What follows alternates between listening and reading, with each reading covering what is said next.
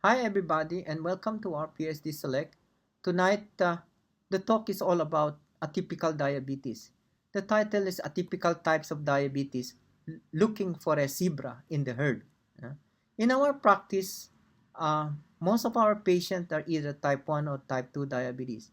And I'm sure every now and then we encounter diabetes that are in between type 1 and type 2. Uh, and perhaps we don't recognize that we are already dealing with atypical diabetes. So the main objectives of this talk is to know the importance of recognizing them for the purpose of treatment and prognosis as well. For my disclosure, I have no relevant conflict of interest to disclose in my presentation tonight. But perhaps I should first explain the subtitle of my presentation, Looking for a Zebra in the Herd. Normally, when we hear hoofbeats, we think of horses, not zebras. And when you hear hoofbeats behind you, don't expect to see a zebra. These phrases was popularized by Dr. Theodore Woodward, an American medical researcher in the field of medicine at the University of Maryland, Baltimore. In 1948, he received a Nobel Prize nomination for his role in finding cures for typhus and typhoid fever. Woodward, or Dr. Woodward, is credited for coining these phrases, the so-called medical zebra aphorism. In giving his advice to his medical student in 1940s, Dr. Woodward meant that most illnesses would have a common causes and not rare. This observation remains relevant today and perhaps particularly to those with the diagnosis of diabetes. The majority of patients with diabetes are diagnosed as having either type 1 or type 2 diabetes. However, when encountered in clinical practice, some patients may not match the classic diagnostic criteria or expected clinical presentation for either type of the disease. So in other words, if you hear a hoofbeats, what animal would you think of? Of course, it's horse. It's the most obvious answer. Unfortunately, in the medical world, not all diagnoses are horses or the most likely possibility, and sometimes physicians need to look for a zebra, which is the less likely scenario when making a diagnosis. So, when things does not add up in terms of diabetes diagnosis, we need to pay attention for signs of atypical diabetes and therefore looking for a zebra. So, here are three examples of cases looking at their clinical presentation and the likely diagnosis of all these three is either type 1 or type 2 diabetes. For example, case 1 on your left, a 14-year-old referred for further management, diagnosed at age 11, of course, young, diagnosed as type 1, BMI normal, initial hyperglycemia with no ketone, controlled on relatively low dose of insulin and a multiple daily injection. The case 2 in the middle, a 42-year-old woman on oral medications, obviously diagnosed as type 2 diabetes and not controlled with metformin and insulin.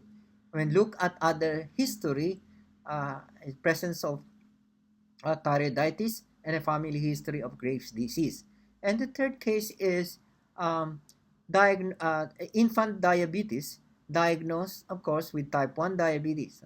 These are the normal clinical scenarios that you would either choose as type 1 or type 2 and treat accordingly either with insulin or oral medications. However, when look very closely and additional diagnostic tests will reveal that you may be dealing with atypical diabetes. So here we are. Let's talk about atypical diabetes. So atypical diabetes is increasingly recognized, but it's often poorly defined and may masquerade as type 1 or type 2 diabetes. I put up three types of atypical types of atypical diabetes. Number one is monogenic diabetes. Under monogenic diabetes, we have MODY, maturity onset diabetes in the young, and the neonatal diabetes. Number two, the latent autoimmune diabetes in adult, or LADA. And the third one is ketosis prone diabetes, or KPD. Okay, so here's the big pictures in terms of genetic of diabetes. The most common form of diabetes is either type 1 or type 2. And if you look at type 2 on your left, type 2 are polygenic, meaning they are related to change or defect in multiple genes. That's a straightforward definition. While you have type 1 and type 2 diabetes. And while the less common form of diabetes results in mutation or changes in a single gene and are called monogenic on your right. Uh, in terms of monogenic, we have neonatal diabetes, or for short NDM, and it occurs in newborn and young infant. And the other is MODY. It is much more common than NDM, and usually first occurs in adolescent and early adulthood rather. Most cases of monogenic diabetes are incorrectly diagnosed. For example, when hyperglycemia first detected in adulthood, type 2 diabetes is often diagnosed instead of monogenic diabetes. Okay, so now before I leave this slide, I want you to focus on your attention on the bottom of the polygenic diabetes on your left. It's the LADA and KPD. As you can see, LADA is basically type 1 diabetes. It is just lately presented with diabetes or hyperglycemia, and because the autoimmune destruction is late. While the KPD, ketotic prone diabetes, it can either be type 1 or type 2 diabetes.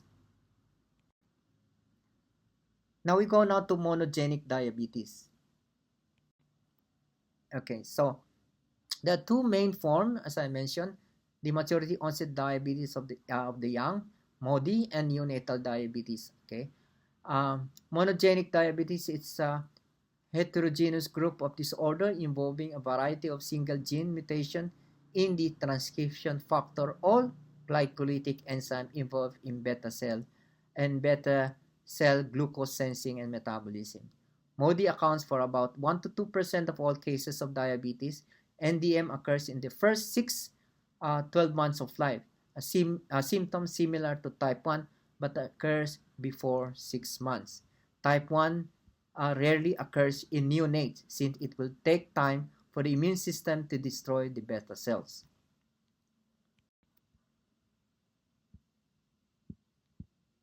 Okay, so this is the monogenic diabetes, which is a single gene defect on multiple genes that involve in insulin secretion. For example, a single genetic defect of gene expression, and the others highlighted here are more common and more important.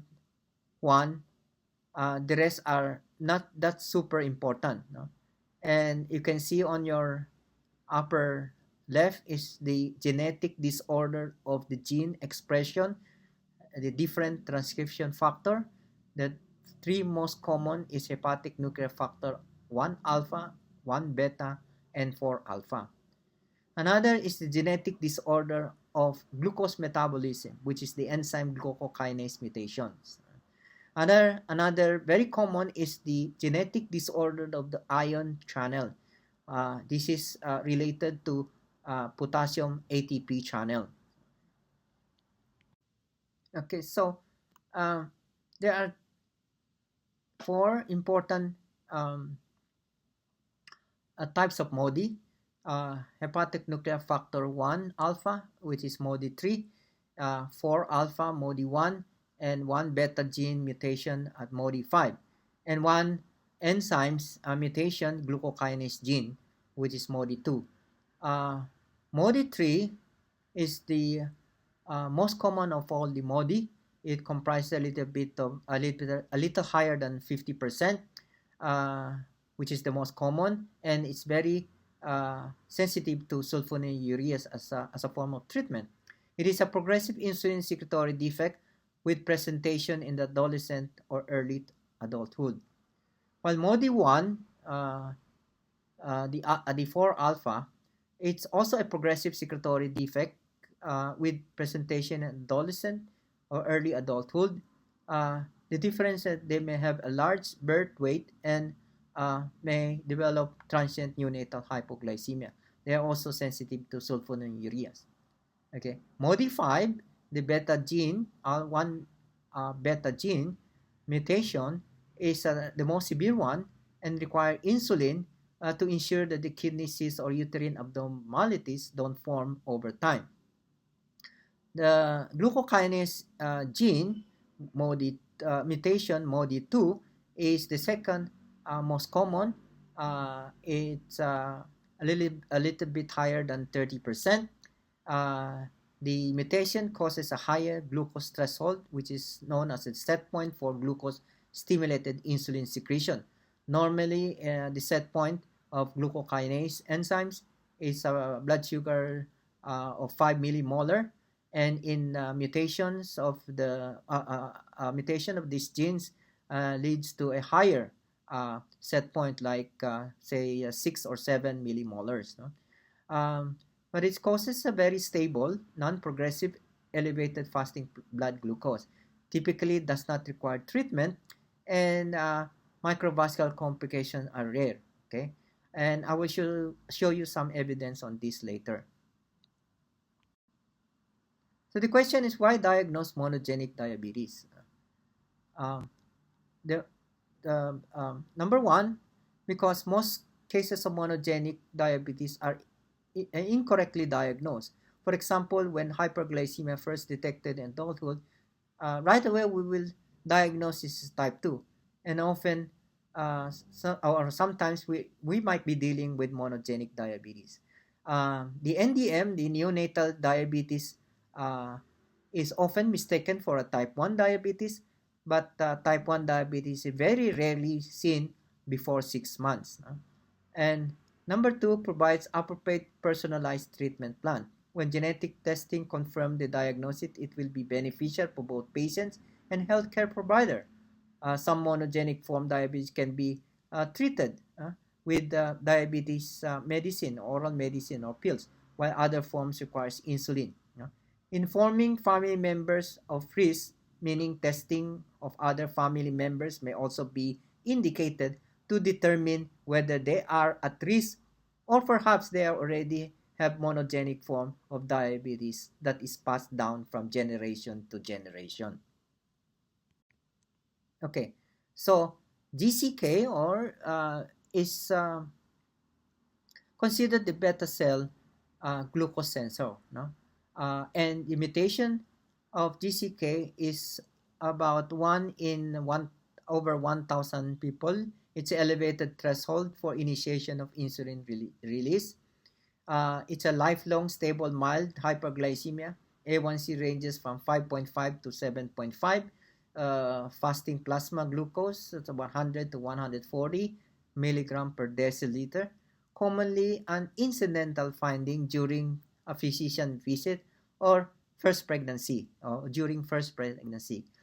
Treatment not recommended outside of pregnancy because therapy is ineffective and lack of long-term complications compared to type 2 diabetes.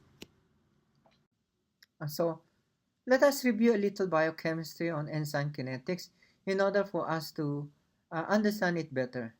Now, KM stands for measures of dissociation affinity, meaning glucokinase work well when the blood glucose is 5 millimolar. That's about 90 milligrams per deciliter.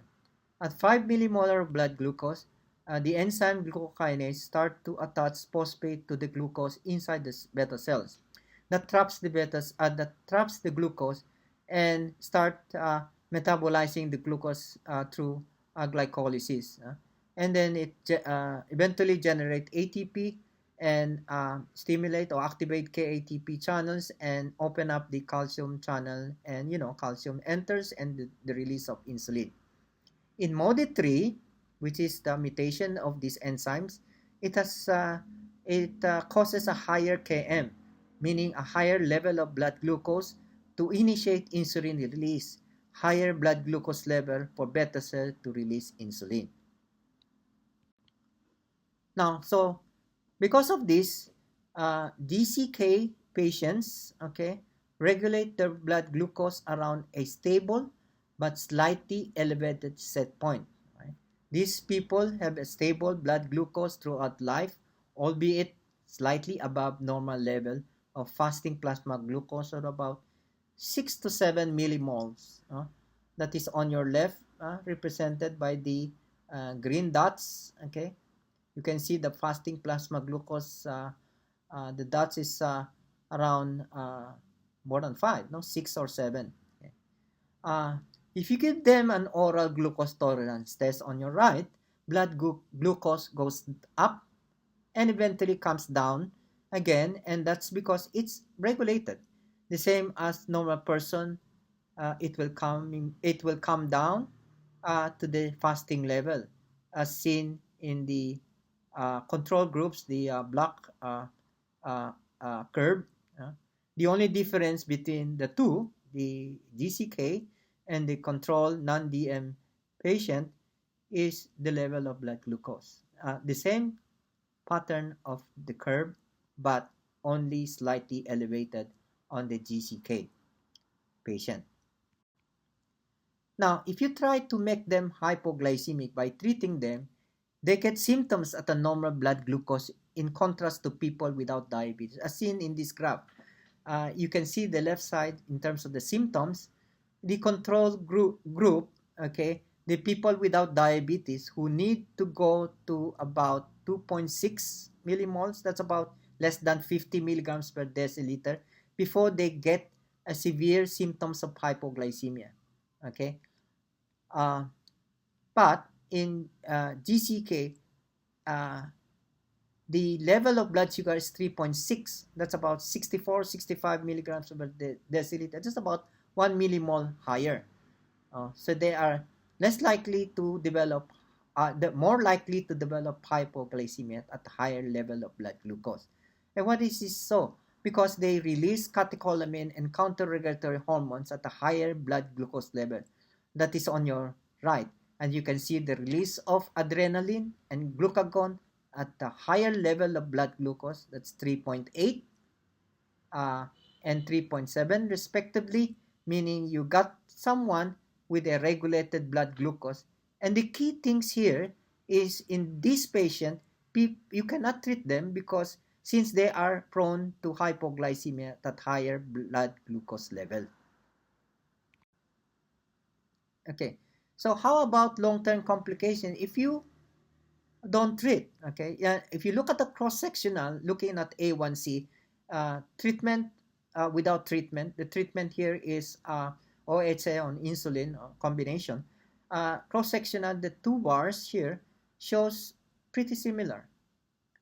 And on a longitudinal study, meaning on treatment and then you take them off from the medication, okay, look at the A1C, the difference is still the same. Okay, so there's no difference, no?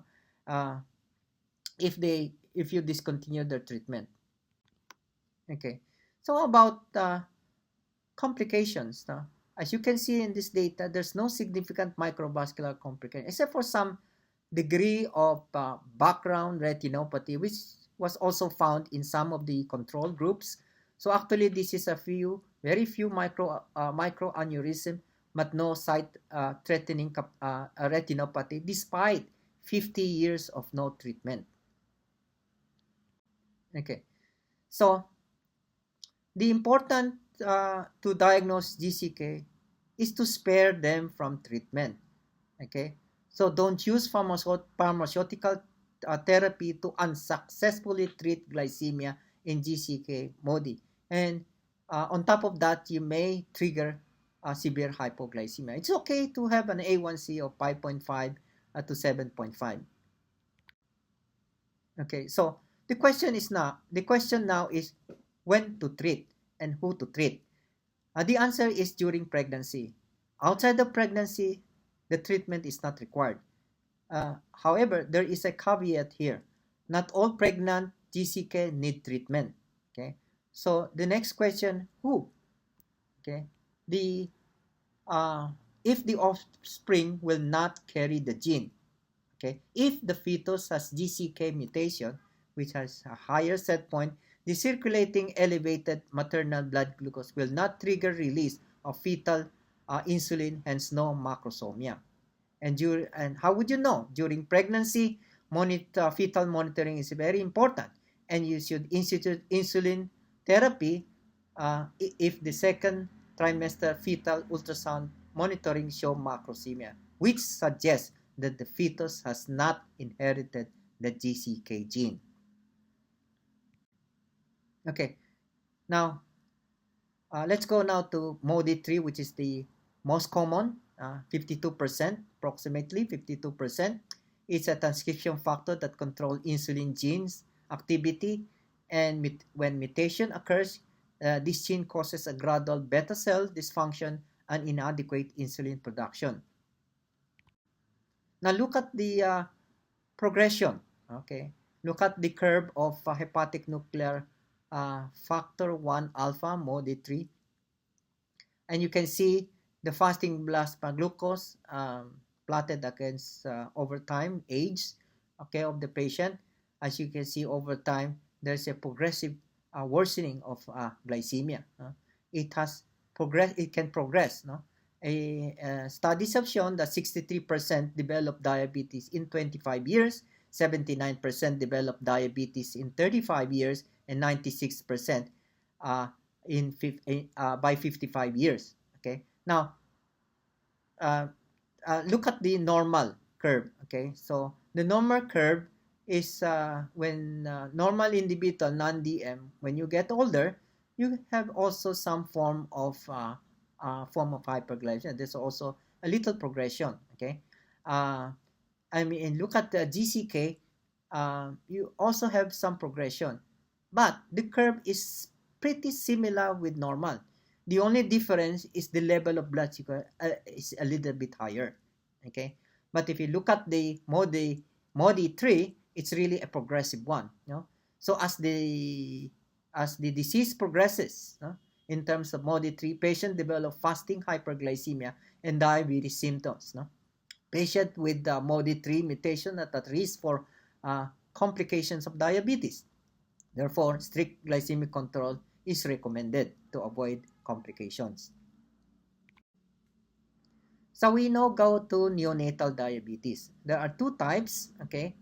They call it permanent, and the permanent is a lifelong condition. The other one is transient neonatal diabetes, which can be transient, but sometimes it reappear.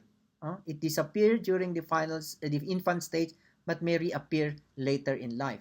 90% due to spontaneous mutations. Okay, 30% represent with DKA with no C-peptide levels. Okay, 29%, almost 30%, has the DEND syndrome, the triad of developmental delay, epilepsy, and neonatal diabetes.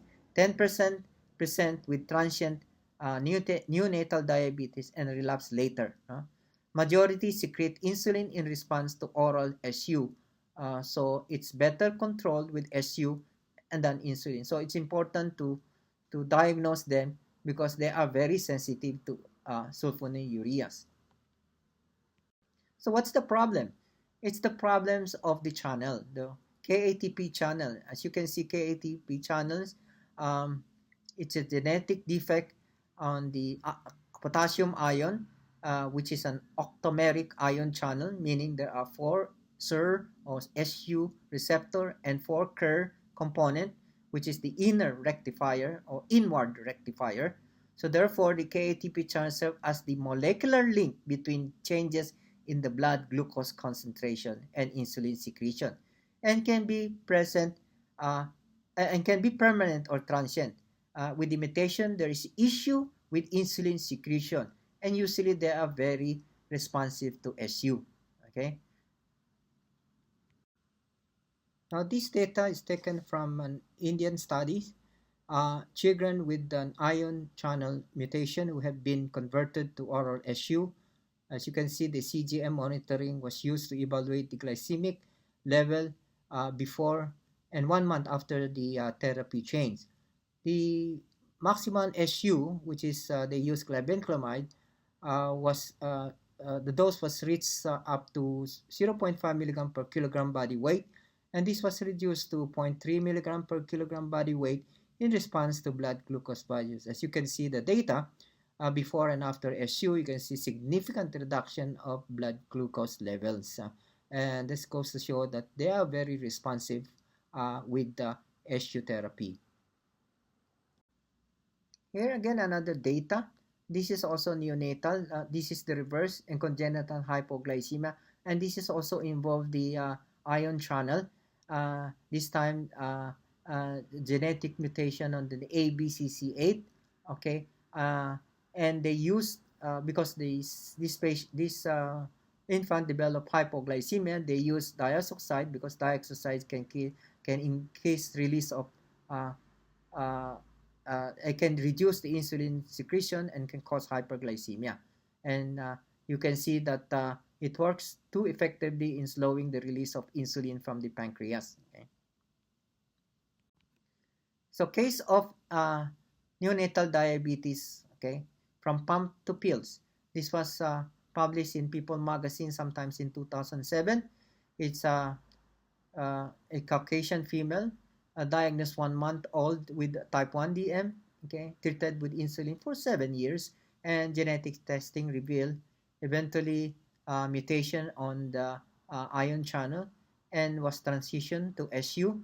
Now 18 years old in 2007, off with the insulin for 11 years. Okay, so this just to show you that they are very sensitive to SU in form of treatment. Okay. So we go now to latent autoimmune diabetes in adult rather, LADA. Okay, so it's immune mediated. It's related to HLA association. It's linked with similar to type 1. Actually, it's really type 1. Linked to DQA, DQB genes influenced by DRB genes. It has some protective and predisposing genes, same as type 1.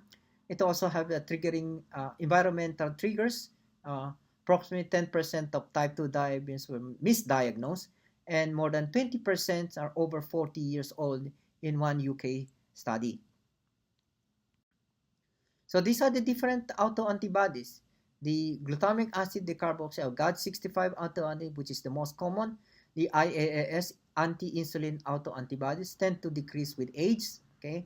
And they may be present and then later on becomes negative. No? Insulinoma antigen 2 positively correlated with higher frequency of autoimmunity and susceptible to HLA haplotype. And last one is the zinc transporter 8A.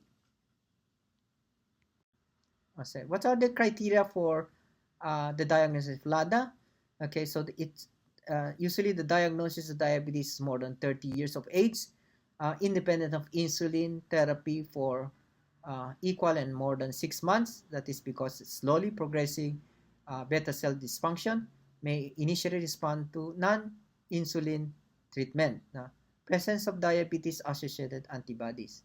Now, when you look at the table, there are the differences between type 1, type 2, and LADA in terms of their age, occurrence, the C-peptide, metabolic function, the autoantibodies present, the circulating insulin, and time of requiring insulin.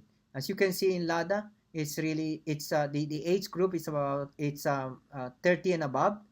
C-peptide is usually low if the patient is hyperglycemic. Autoantibodies can be present, any of these autoantibodies. Circulating insulin gradually deficient, and time of requiring insulin depends within 6 months, and it's very variable depending on the time frame. So LADA and other autoimmunity is very important to consider. The higher frequency of thyroid peroxidase antibodies, so TPO, 27% in GADA positive diabetes versus 10.5% in GADA negative. Screen, so it's recommended to screen for other autoimmune disease such as thyroid disease and celiac disease if it's a Caucasian. So we go now to the last but not the least, the ketosis-prone diabetes. Okay, so KPD is a heterogeneous group, previously called flatbush diabetes, since it was first described in 1980s in Flatbush neighborhood of Brooklyn, New York, were mostly inhabited by African American. Generally has a feature of type 1 diabetes since it developed DKA at the time of diagnosis and occurs more commonly in males. Since then, it was identified in many parts of the world. So why all of the confusion? Because some present with DKA like type 1 diabetes, some cases are unprovoked DKA, some may require insulin just like type 1 DM, some may not need insulin or no treatment at all eventually, which is like type 2 diabetes. So there's a lot of overlapping, and some may have cycle of insulin and without insulin, especially during DKA, which is like either type 1 or type 2 diabetes. There was several classification scheme given, but the most accurate system is the AB system. Studies have shown that it is the most accurate in predicting long-term insulin dependence 12 months after the index of DKA event. It has a 99% sensitivity and 96% specificity. The system makes use of auto antibodies, which is the A, and the B stands for the beta cell function by measuring metabolic function through C-peptide tests. The normal value are here, and the procedures you need to do both fasting and the stimulated one, but I'm not going to go over the procedures. The most important here is to do the test or perform the test 1 to 3 weeks following resolution of DKA. Okay, so KPD are patients presenting with DKA, and this is often as a first manifestation of diabetes, but they lack the phenotype of autoimmune type 1 diabetes. AB classification of KPD has 4 subgroups, and this is based on the presence or absence of autoantibodies, which is A, and beta cell function, which is B. Patient can be positive for both A and B, A plus and B plus, meaning they have autoantibodies, but they have good function of beta cells, okay?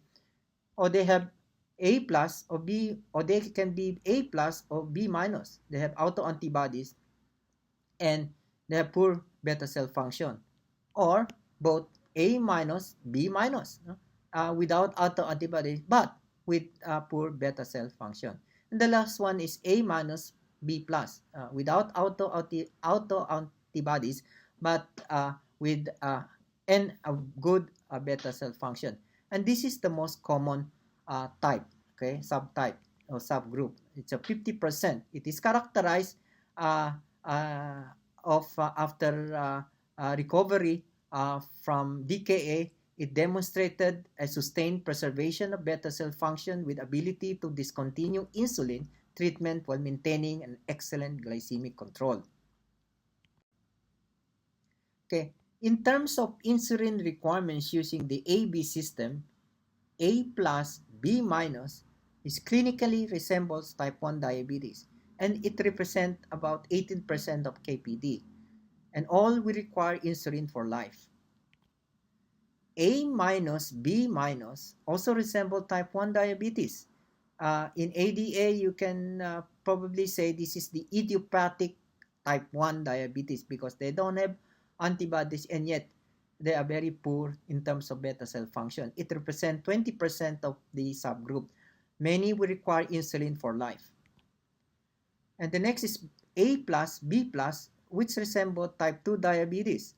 Uh, a minority of the psychologists, only 8%, half will require insulin for life. You need to do some close monitoring for 2 years. So the last one is A minus B plus, resembles type 2 diabetes. This is the most common. It's about 54%. No? It has two subtypes, the provoked DKA and the unprovoked. No? The provoked DKA meaning there's a stressor, usually acute illness. Unprovoked DKA, which is the hallmark of A minus B plus, meaning no stressor. It's more on male preponderance, higher rate of insulin discontinuation, better long-term glycemic control, and presenting in DKA and initial requirements of insulin distinguish KPD A plus B minus from LADA. Okay, so this phenotypic spectrum of diabetes, it's a spectrum from extreme left, which is type 1 DM, okay, towards the end of the spectrum on your right is type 2 diabetes with the classical manifestation of overweight, obese, and metabolic syndrome. In between these belong to the phenotypic clusters of atypical diabetes such as monogenic diabetes, KPD syndrome, and LADA. It occupies different regions of the spectrum that may encompasses the broad categories under which most patients are classified either type 1 or type 2 diabetes. So let's go now to the cases. For case 1, a 43-year-old woman complaining of fatigue and undeliberate 3 kilograms weight loss for over a period of 2 weeks. Okay, it's a positive history of thirst and hunger, has a history of Hashimoto's thyroiditis, and on an thyroid hormone therapy. Family history, positive for Graves' disease. The lab results show a high random blood sugar of 324 milligrams per deciliter, a high A1C of 12.1 with a normal TSH and T4. Okay, so the question is, what kind of diabetes does she have? Okay, so now the patient initially was diagnosed type 2 diabetes and started on metformin 500 milligrams twice a day, with dosage increased to 1000 milligrams twice daily after 1 week, and insulin glargine 20 units every evening, titrating up to 2 units every other night to a goal of fasting blood glucose level between 80 to 130 milligrams per deciliter. Now, she returned a month or 4 weeks later in the clinic on her current dose of insulin glargine at 22 units and report documenting fasting plasma glucose level between 70 to 150 milligrams per deciliter. She notes that she gained 1.5 kilogram or 3 pounds, and her fatigue, appetite, and thirst decreased. The patient reports that she does not feel comfortable with her diagnosis and requests referral to specialists. Moreover, patient asks if he can get away with insulin. And with this, additional test was done to answer the patient's request. And a diagnostic test on pancreatic islet cell autoantibody panel and C-peptide level shows a positive GAD 65 and a low C-peptide level.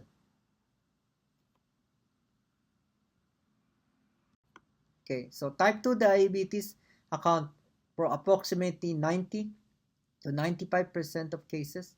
Therefore, it is easy to suppose that middle-aged and older adults who present with new onset diabetes have type 2 diabetes. However, between 5 to 10% of adults diagnosed with type 2 diabetes may be misdiagnosed and may have LADA. Okay? Individuals with LADA also tend to be slimmer than patients with type 2 diabetes. Although they are not exempted, some may have overweight and obese. LADA have a fewer metabolic features such as dyslipidemia and overweight obesity compared to type 2. family and personal history is very important. Looking for autoimmune diseases. No? Family history of diabetes does not appear to play a big role in LADA compared uh, to type 2 diabetes. Further clues for this patient had normal weight and presented acutely with classic symptoms of hyperglycemia, which is more commonly seen in autoimmune disease.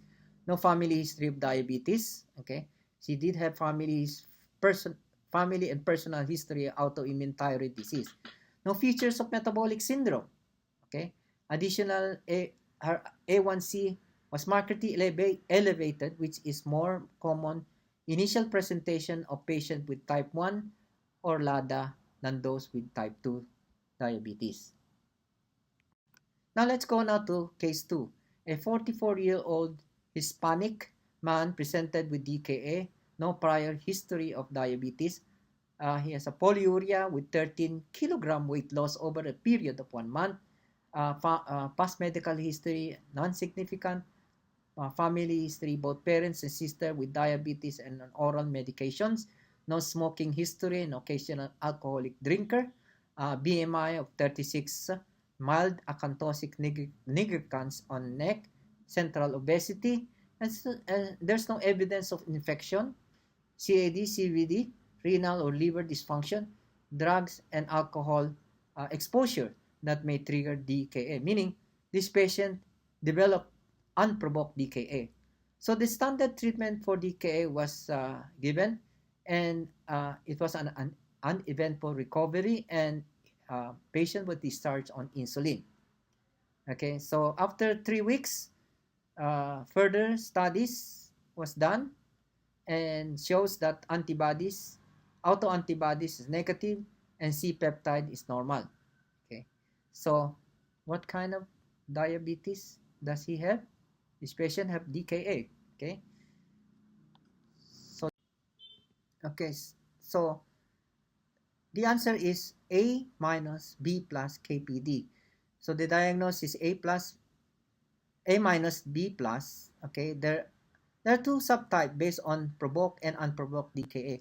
Now it's important to distinguish the two, since the unprovoked KPD, the beta cell function is more stable and insulin independent for maybe for more than 4 years, and it is also more common in male. While the provoked one is characterized by progressive decline in beta cell function, require insulin within 2 years in duration. Okay. So my original intention is to give more cases. Unfortunately, time allocated to us does not permit that. So I just included the most common one. And FYI, in case you are dealing with in between type 1 and type 2 and you're looking for a zebra, there is an app that you can use. It's downloadable and it's called Diabetes Diagnostics. Okay, you just have to fill out some patient information such as age of diagnosis, current age of the patient, gender, race, BMI, etc., even A1C, and then additionally the time of insulin treatment if the patient is on insulin, and other features, and it can give you some answers. And so, in conclusion, the next time you hear hoofbeats, they may be indeed be a zebra among the herd. So, with that, I would like to thank the PSD people who invited me for this presentation, and also thank you for tuning in and patiently listening to me. Thank you so much.